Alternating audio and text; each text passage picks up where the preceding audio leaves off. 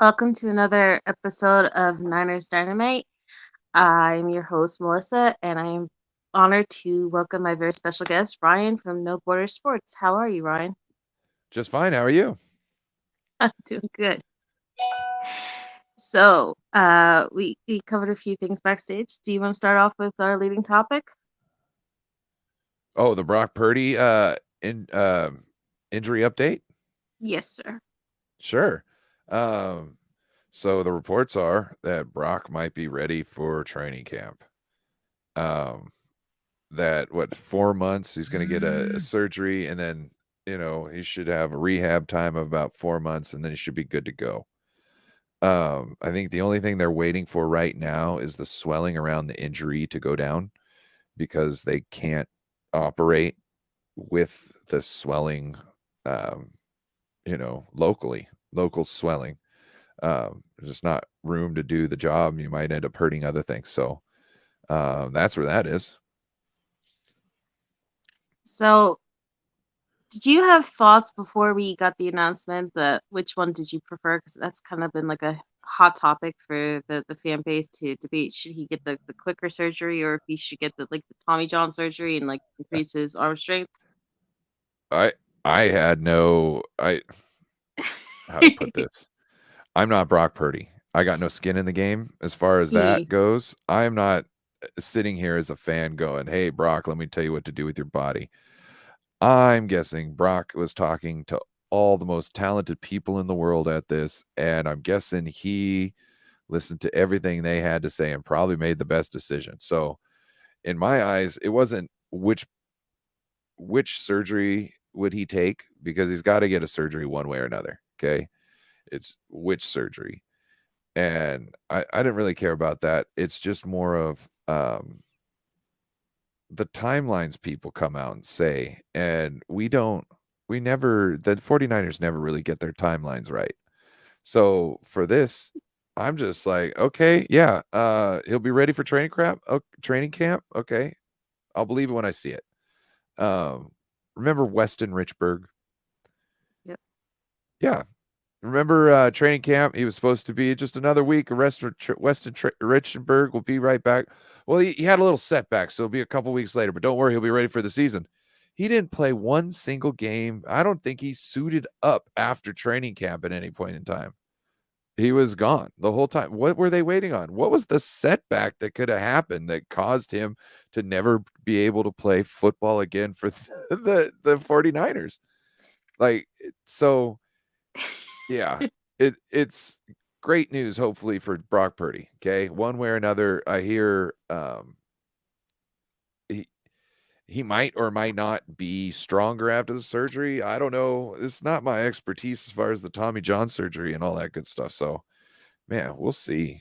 It's I hope he made the right choice though for him. I think it kind of like harkens back to like Trent Taylor and his heel and the Jalen Hurd injuries. Like every year, he promised he was available, he was going to be ready. Just give it a few weeks, and then it didn't. Or even like this past year, it feels like it's kind of like Kinlaw, where he got the scopes on both knees, and he was supposed to be better. And then there was the flare up, and then there was the next flare up, and then the next flare up, and it just I have hope, and I really want things to work out for Brock Purdy, but at the same time, like as a Niner fan, I feel like we're all kind of like cursed and burnt, and you really don't know what you're gonna get when it comes to these kind of surgeries. Um, and I have like a personal opinion, so that's why I asked you because um, I know it's like a big topic. Like people were debating, should he do this, should he do that? And I always go back to George Kittle because I mean he tore his labrum in 2018 when he made that big magical run with Mullins and Beathard after Jimmy went down. And people were like, "Oh, he's gonna limit himself for the rest of his career. He's gonna not be able to lift his arms as high or catch as well." And it's just like one of those things. Like as fans, I think we all want them to be available and be the healthiest they can be, but at the same time, like you can't dictate what a person wants to do with their own body. Well, this is the other thing too. Like, only extremely specialized doctors who actually have looked at Brock and all his in his arm, only they actually know. And it seems like there's a lot of different options. There's a couple different things. So even the most talented people in this field might both be 50-50 on this. You know what I mean? Like this, Hmm. it's for us as a fan, or even as, even somebody on ESPN, this is not your, it's not your wheelhouse, bro. Just sit back and watch. Okay, so now that we got that out of the way, I want to get your thoughts on Kasarik staying, and that was one of the deciding factors in the Steve Wilkes hire. What Chris Kosurik staying was one of the deciding factors. Yeah, because they wanted to bring in a DC that would get along with Kasarik, that would keep Kasarik's kind of like scheme, the front seven, and not mess with it. And it was important to them not to alienate or piss off Kasarik, and kind of send him packing and want to go off with D'Amico or whomever. Yeah, I think there was a lot of things going on there. It wasn't just the like pissing off Kosurik. I think it was more of finding somebody that fit the 4-3 that our team already has. So like Vic Fangio, I don't think it was like to not going with Vic Fangio. I don't think that was a thing just to keep Coach Kosurik. I think that was a Vic doesn't want to play a 4-3. He wants to play his 3-4. So Vic's going to go do that somewhere else. And the Niners did not want to do the 3-4 because they've got a great 4-3 already here. You would have to retool that defense with the draft capital that we have, and you wouldn't like the outcome of that, especially when we're trying to patch certain holes like maybe right tackle, or other things, or maybe having to draft a quarterback for the QB3, certain things. There's you know what I mean, there's lots going on. So I yeah. All right, so then I have to ask, what do you think of Wilkes being a secondary guru? Do you think this helps kind of like some of the coverage issues that Hufanga has, or some of the other complaints that fans have, or um the Well, like the coverage issues Hufanga has, it's not the scheme, or it's not him not understanding the scheme or this and that. It's him believing he knows what he's seeing. You know what I mean? It's his spidey sense, telling him it's something when really it's it's it's a spidey sense activator. It's something that's supposed to activate a spidey sense to make him move a certain way, so then they can actually do what they want right behind him. So I just think what this might do is you're talking about uh Fred Warner, okay? Fred Warner and Dre Greenlaw, Aziz Al-Sayer. One reason probably why they are so great is they had somebody like D'Amico Ryans to go and ask questions to, and also to mhm. mold them, right? So here you are. We got Steve Wilkes, and here is Talanoa Hufanga, who is just a couple years out of the draft, and he's still moldable. And it's somebody who he can learn. It's a secondary guru. That's exactly who you need for somebody like a Hufanga or a Diamador Lenore.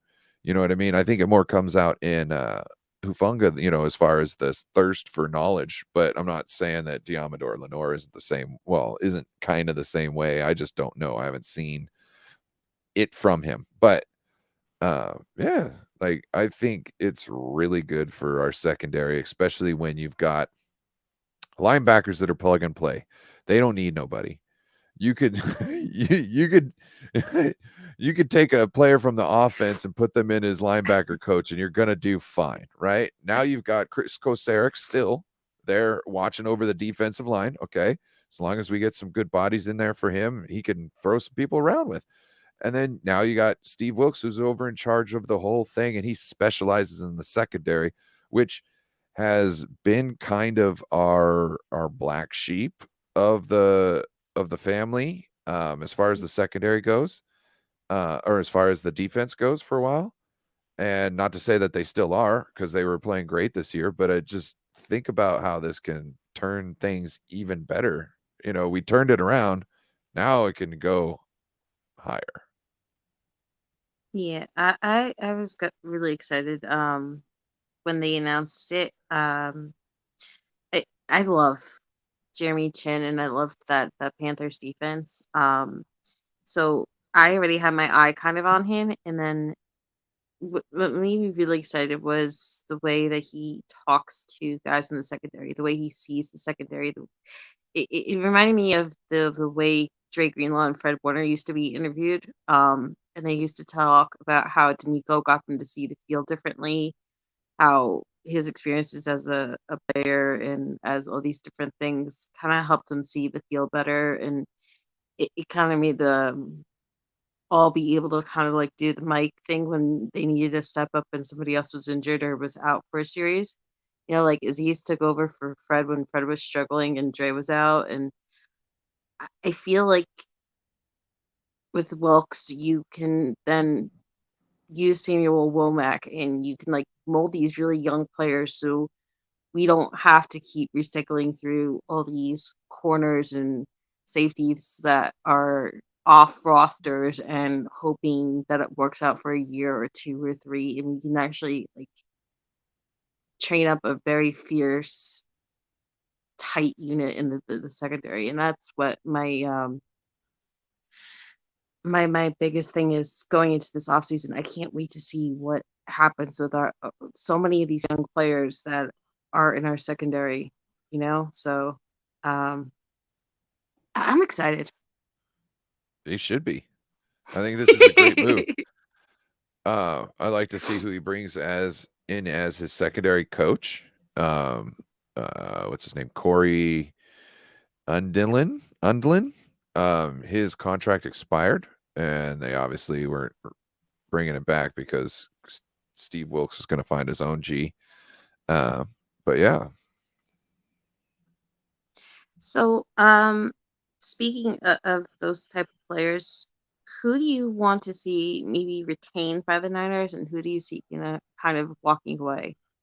I think we have like what almost 30 players that are all free agents in this Yeah. coming month, and a lot of them are in that secondary. Unfortunately, I see them walking away from Jimmy Ward. Okay. I see them. I don't know. I don't see Gibson coming back unless Gibson's like, I like you guys. I want to play here. I got 1 year left. Let me do it with you guys. Unless he's like, I want the bag, which I haven't seen how much he's made in his career, so I can't make a guesstimate of what he could do. If he hasn't been highly paid before, I don't think he stays around on like a hometown deal trying to make one run back with the team to try and get to the Super Bowl, because that could totally be on the table. A lot of people don't understand. We might have some people come back just because, like, maybe on a 1 year deal and a hometown discount just to try and get us over the hump. So I don't know. I want E-Man. Oh man, I want E-Man. There's some guys on the defensive line. I really don't care if they come back or not. Okay. It was pretty lackluster this year. Yeah. So yeah, a lot of those guys. Mike McGlinchey, bye-bye. I think Mike McGlinchey can be replaced. Not necessarily as dominantly in the run game, but average overall. You know what I mean? Yeah. I think we could replace him with somebody we have on the team. Shout out to Raj. Raj was saying move Burford over. I've also heard that for a long time, actually, since like I don't know, 3 weeks into the season, I think. People were talking about moving Burford over, but Rosh was like, move Burford over to right tackle, move Brunskill in to right guard. There we go. And that's not a bad fix. Just in-house. So I think bring Brunskill back. I think let McGlinchey walk. He's one of the top right guards in the league. But the thing is he's one of the top right guards in the league because he's great at run blocking. But when you need to get a pass off like in a third and long, he is not consistent whatsoever. In fact, if he could be considered consistent, he could be considered consistently inconsistent. So you think that Burford would be stronger as a tackle than as a guard? Yeah, plus we don't know, like, we got Nick Sakelj. We've got other guys on that line right now that might be able to be good enough in the run game and also be able to pass protect, somewhat consistently. That's the only I think a lot of the issues with the offensive linemen's not starting in the first year, and that's why they got to get redshirted. I think a lot of that has to do with the run game because it's so complicated. And Grant Cohn talks about how the 49ers start slow, and essentially the leagues with the most difficult offenses, they start slow because of the training camp, the amount of time they have in training camp. So I'm like, hey, Kyle, just do some bare bones, run it up the gut football in the first couple of weeks as you practice certain plays. You know what I mean? Like you get those certain plays down. So then your whole team, your whole offense doesn't look like crap falling apart because you're trying to do the plays that you're going to be able to do in week 5, but you can't in week 1 or 2. You know what I mean? So I wish he would see this. Like his confidence sometimes is just so overshadowing. I think it's a bigger issue because I feel like you don't really finish training camp. Like the last couple of years, they always ended early. I feel like once 1 or 2 or 3 guys normally get like either a high ankle sprain or they have a thigh issue or some other kind of like Hamstring, injury. knee, ankle. Yeah. They kind of like just were like, okay, we'll wash it away. We'll start over later. Like, and then everything gets set back. Or like this year, they played with the offensive line too much, so they had Brunskill at center, and then they kept switching out all the other positions, including left tackle because Trent Williams wasn't really participating. So it took even longer for the offensive line to gel and to get used to playing with each other. And then I also feel like there's just this weird thing with Kyle where he just goes like really hard at practice until something bad happens, and then he dials it back and then says, "Okay, well we can't risk anybody else getting hurt." Well, if you would have thought about that beforehand, Kyle, you'd have one more person on the team in practice. You know what I'm saying? Like, I understand. Like, the iron sharpens iron is a double-edged sword. I feel more like it's like the chess master thing where he's so brilliant and he's like so tactical and he knows what he wants. It's just he doesn't know how always to go about it, and he struggles when things don't click right in line with what he has planned out.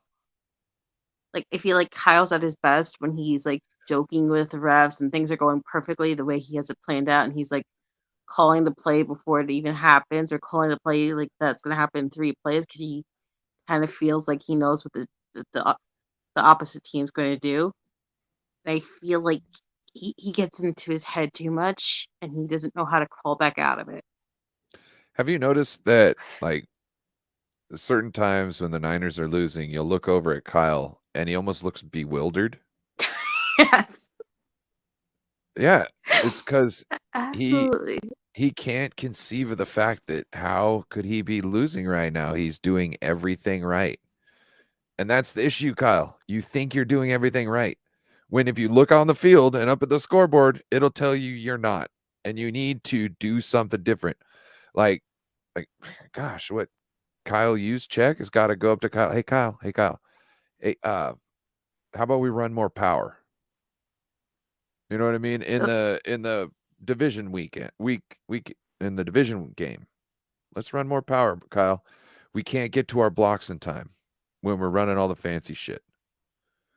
Like, how do you That's not see that as the offensive coordinator that the team is not getting to their blocks in time? So let's stop running the fancy shit. that's kind of like why I really liked that the Viking game in 2019 because Kyle, I felt like Kyle had a plan, and George Kittle and the rest of the team just called him out and were like, "This is working. Why don't we just keep doing this the rest of the game?"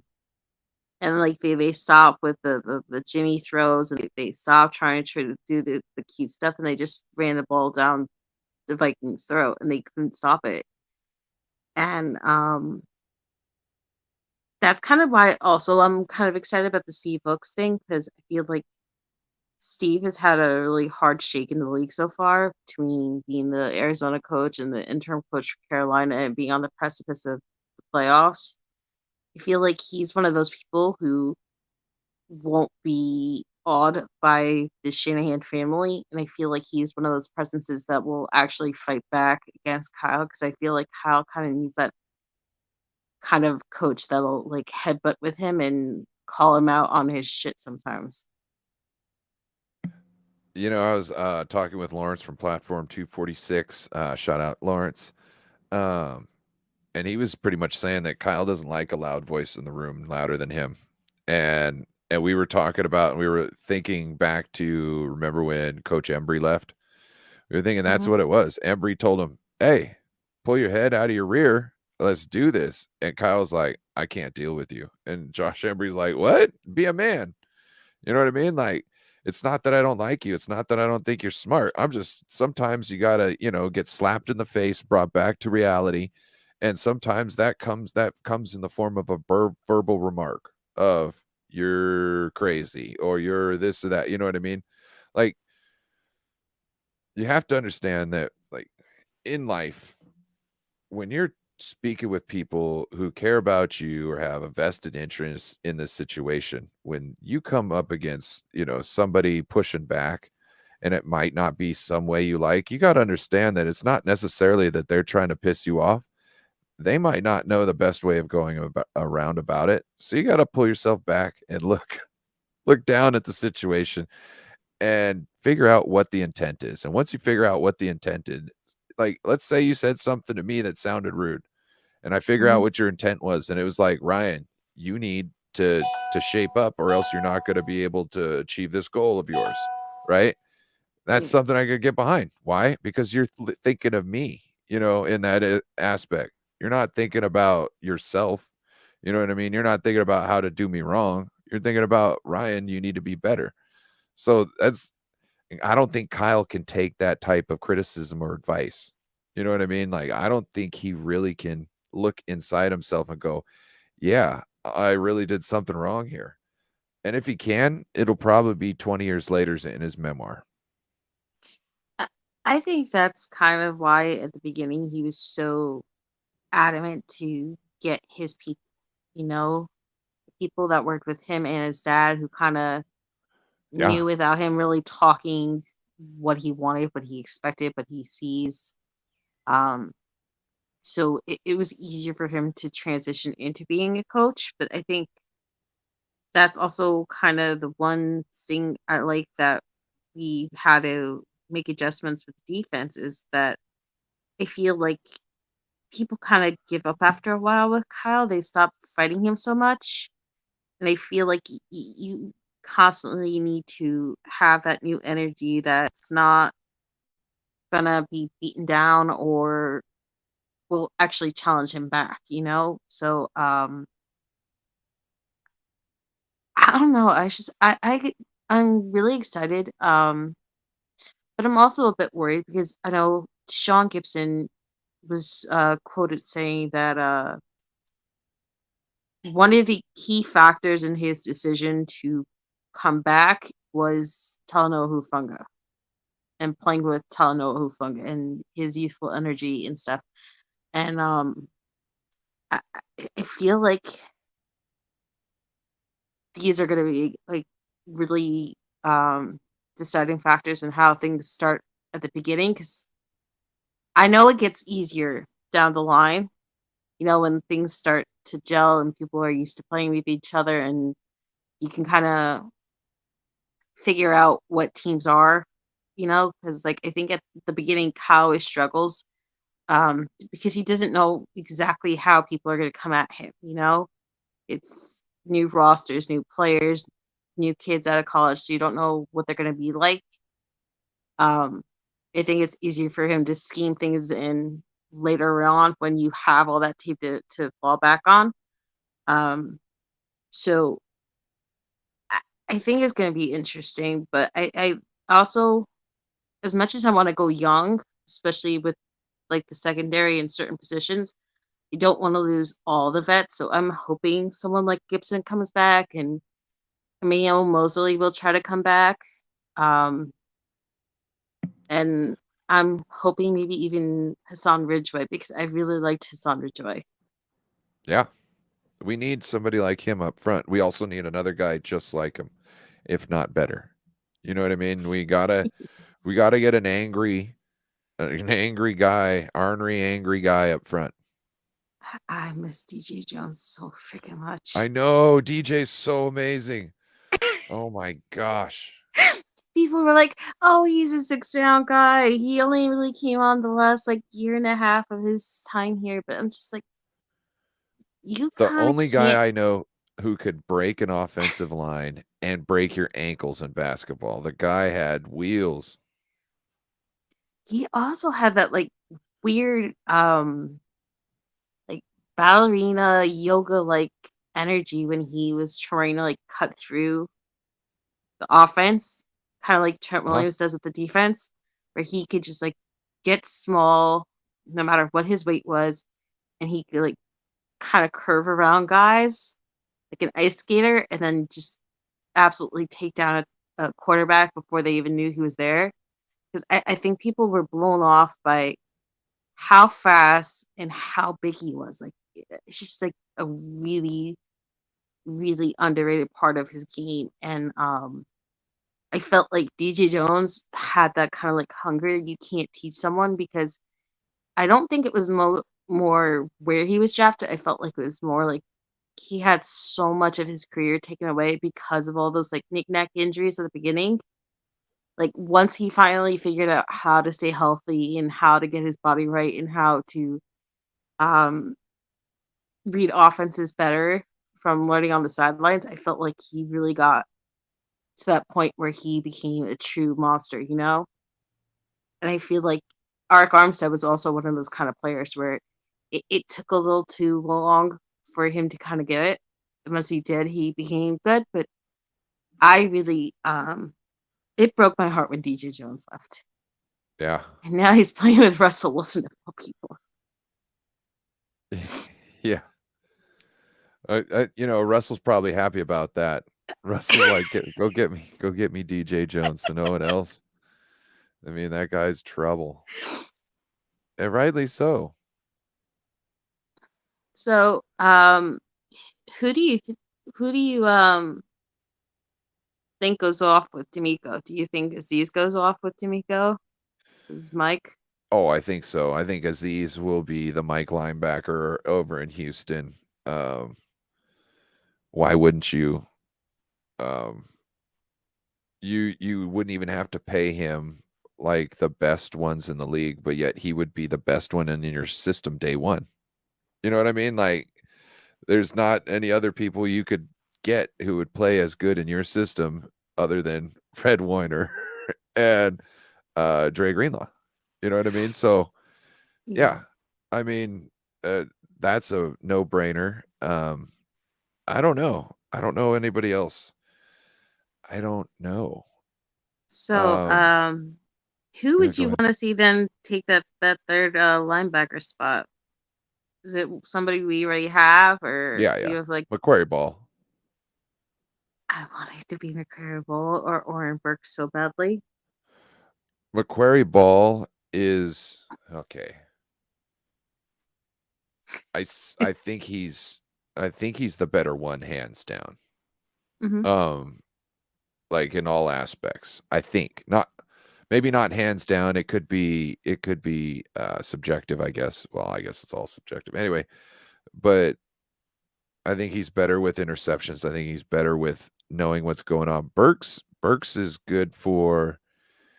He's going to he's going to do what he needs to do. He's probably going to know exactly, or he's probably going to know exactly what he needs to do at most of the time. You know what I mean? So you can depend on him. He's dependable. I Macquarie I Ball think gives you that I think extra. Oren Burks is kind of like the perfect DFF. He has that really special teams ability. I think he's good when you need to spell out another linebacker or somebody's out for a little bit, but I'm not sure I've seen enough to believe that he can be like that third linebacker full time. But McCrary Ball, he flashed so much in preseason last year, and I got so scared when they cut him, and I was like afraid that someone would take him. Um, It's hard. It's hard drafted people and seeing these guys and being like, "Oh, what? We're cutting them? Why are we cutting them?" You know what I I, mean? Like they're gonna take them. And it's like, well, some people I sneak under freak the radar. I freak out every freaking year.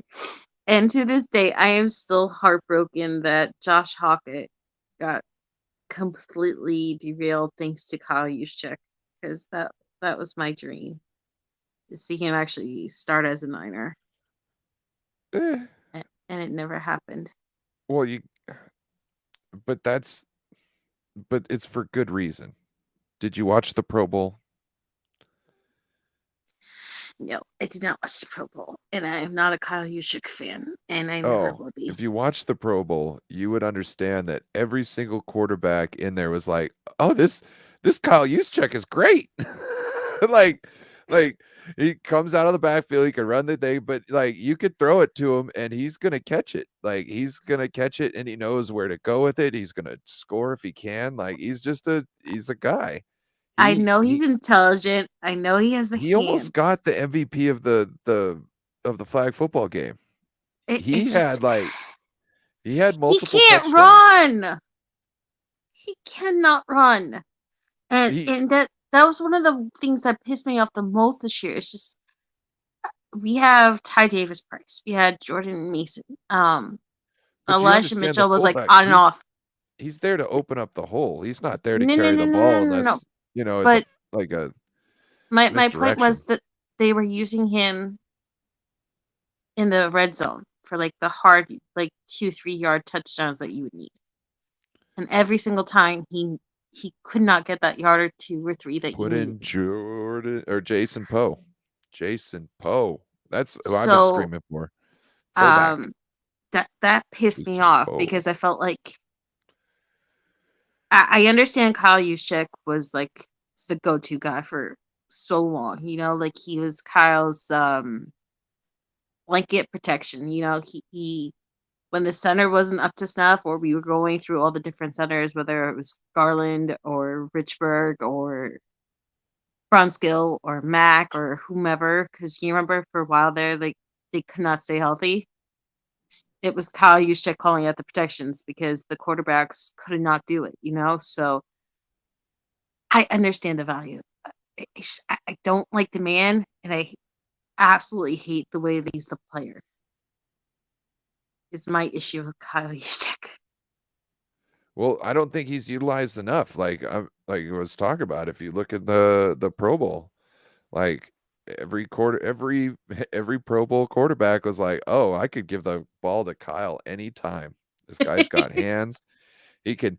Yeah, and the what he I don't understand why he's not used more. Like seriously, like put Yeah. him and Kittle right next to each other and have somebody have to pick what the heck is going on and then have them do something and yeah, you're in I trouble. guess we'll I guess we'll have to agree to disagree because I'm just never gonna be a fan of that man. He's in the Pro Bowl. Yes, because there's not many fullbacks in the league But anymore. out of all of them, but out of all of them, he's the best one out of all of them. Look, and I love Josh Hokett. Okay, I wish Mhm. Josh Hokett would have been a little younger so he could have came in at Juice's last year and then taken over for him furthermore. It's just simply not the case though. You know what I mean? Like I it's think hard. Look, I like Josh Hokett, okay? now I Like really do think that they felt like that was going to be the plan. I think around I felt we should 2020 have they kept him thought as one of our I tight thought ends. I think around 2020 they thought, okay, well, Kyle Juszczyk had talked about going back East Coast, and then they offered him that contract extension, and they made him like the uber highest paid fullback, and then he decided to end his career as a Niner. And I felt like when that happened, Josh Hockett was like, I'm never gonna get a fair shake here. And that's kind of what pissed me off, is because we keep Ross Dwelly, who's not the best at blocking or even special teams or any of this other stuff. And it felt like we were letting a really great player who kind of proved how gritty he could be, how versatile he could be, how he was very selfless. The way that when Kyle Juszczyk was hurt in 2020 to begin the year in training camp, he was doing sets with not just the team one or team two, but he was doing all three sets of plays with all the teams so that everybody had a fullback or a tight end for what they were doing in camp. And I feel like those kind of players are so special and so rare that it broke my heart as a fan to let someone like that go, you know? And people were like, well, he doesn't really catch and he doesn't really do this. And it's just like, I feel like when he finally did get a chance to play in like those preseason games, he was mostly used as a blocker, or he was mostly used as a decoy, or when he did get the ball, it was from like a fourth string quarterback that wasn't even going to make the roster. So the Well, ball wasn't placed but that well. So it's just like, it, but it, also it at the kills same time, me. that's how the fullback is used in this scheme, whether it's Kyle Juszczyk or not. Like I wish Kyle would get more carries, more throws as it is, but that doesn't happen. So I don't expect that to happen when Josh Holkett's in there. You know what I mean? Unless they were really trying to figure out what Josh had, but I think they knew what he had. And it's not bad, it's just not as good. I don't know. I wish he would end up on a team. I mean, I hate it when he signed with Arizona, and then of course they cut him right away. But I hope one day he gets a chance, because he was one of those players like you can't help but love. Like somebody who just comes out of like nowhere and just like kind of steals your heart as a fan, and you can't let it go.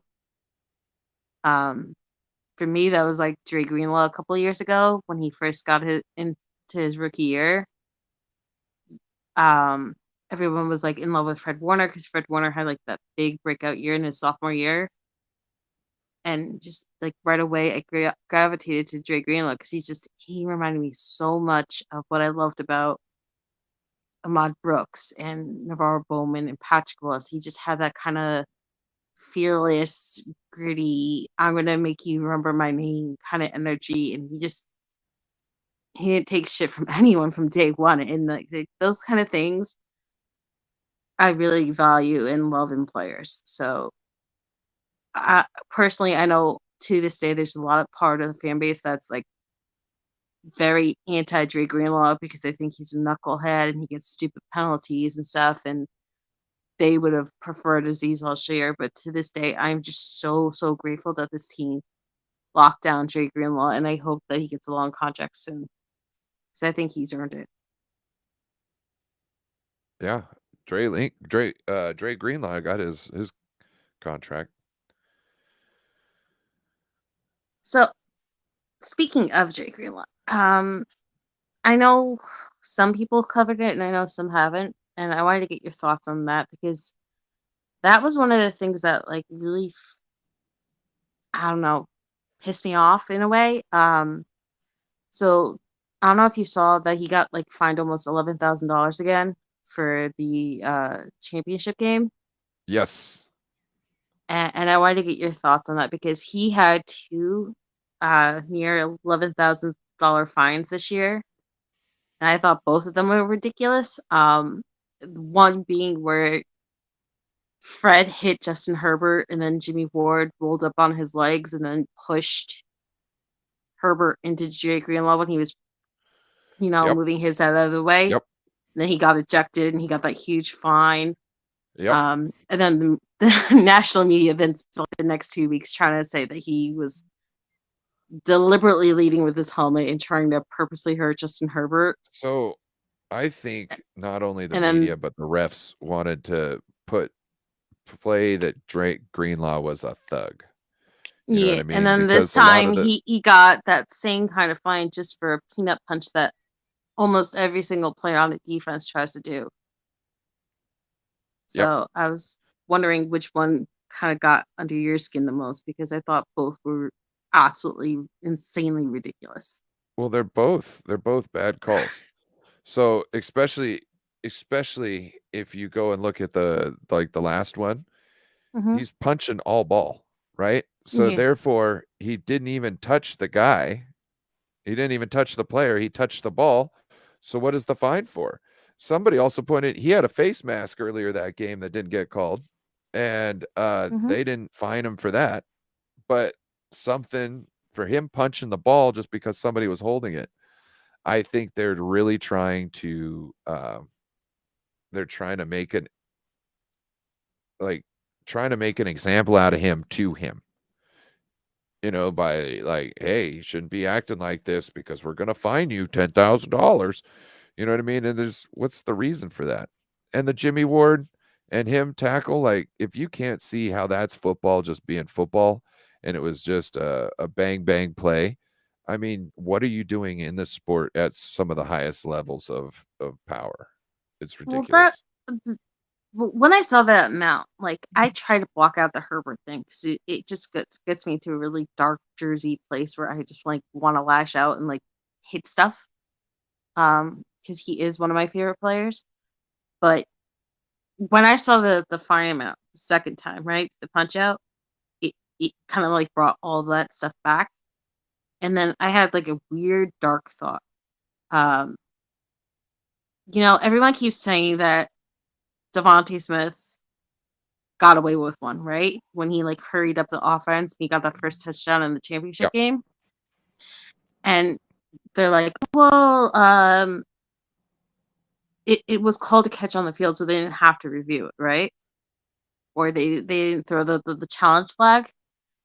And I thought that was a little weird because the Dre Greenlaw thing wasn't called dirty the first time around. Like he was flagged, but he wasn't ejected the first time. Like New York had to call in, stop the game, confer, and like force their hand to eject Dre Greenlaw and throw the 15-yard flag that Herbert hit. And I find it a little weird that in championship games, New York knows when they get it wrong and they just sit back and they let certain teams get away with absolute murder. And then other teams always get knocked over. It sounds like they're going to go to a college style when it comes to that again. That there will be a stoppage, and there will be time for the booth to make sure it was a good play. It was a good call. I feel like they have to because I mean it's becoming like a huge issue the last couple championship games. Like I remember the Rams Saints one from a couple years back where that was absolutely pass interference. Then we had to deal with that crappy rule where you had to like you could challenge it and everything else. And you remember how that like exploded right away? I feel like too often championship games either change the rules for the better or worse, and it's mostly the worse. Or you get like some no name thing after the fact being like, oh, we're sorry, we messed up. Here's a Navarro Bowman rule. This should make it all better for you, even though we completely screwed you over. What? Wait. Yeah. What? Yeah. I'm still not over that Seahawks game. I don't think I'm ever gonna be over that Seahawks game. If I'm quite honest with you. I don't understand when things are that obvious why the refs act like they don't see anything. Yeah, and yeah. Other like ticky tacky stuff gets called or non stuff gets called just because they want to see a certain outcome happen. Well, I don't know. It's some refs go fully by the if you did not 100% see it, you can't call it. And then there's other refs that go, I know exactly what that looks like, which is not necessarily what it is at every single point in time. Yep. So like, you know, just because it looks like it's hands to the face from the back end doesn't mean, you know, their head goes up like that. Doesn't mean it's hands to the face. There could be a shoulder pad underneath there. Some stuff could happen.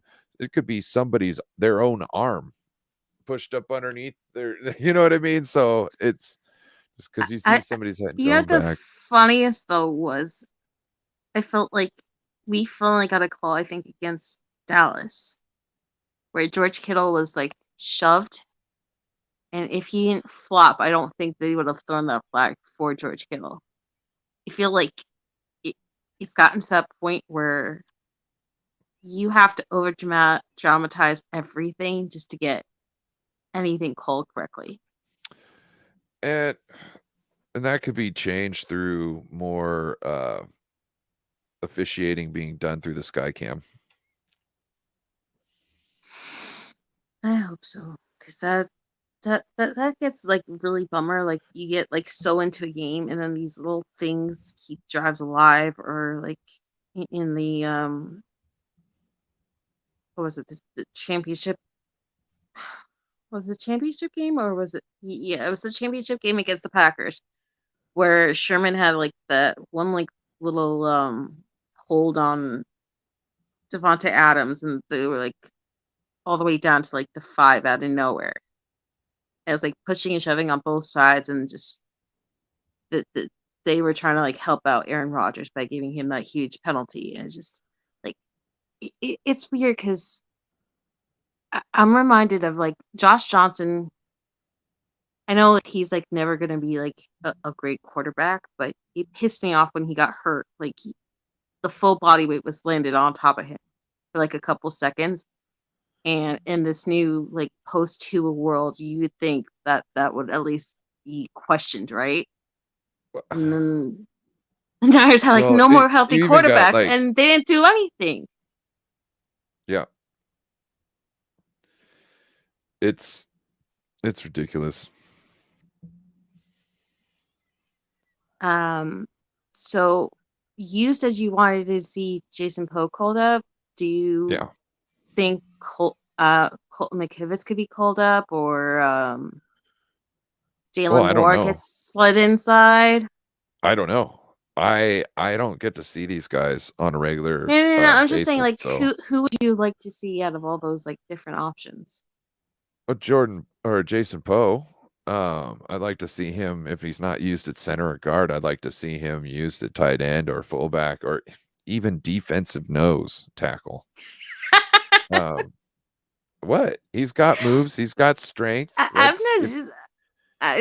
never heard. You're not going to play him on the offensive line. Then get. I never heard anyone say that he should be a DT. That's just. I'm not like laughing at you. It's just like he's a game. I want to see him that so much too. And he's just so nice. Did you ever watch him get interviewed by the Real Talk Talk crew on their podcast last summer before the I draft? can't remember. I think I Okay, might have.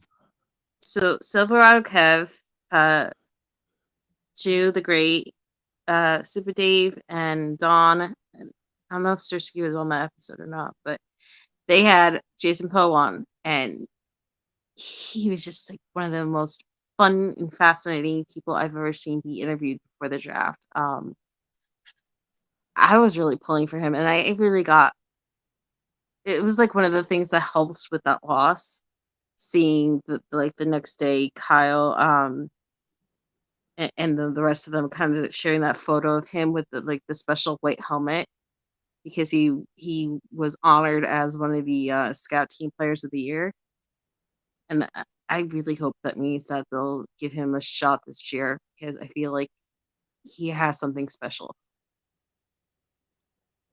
Yeah. And I don't think it's always or at least I'm hoping, right, that Brock Purdy kind of taught our team that you don't have to have the perfect body type to get a fair shake in this league because I feel like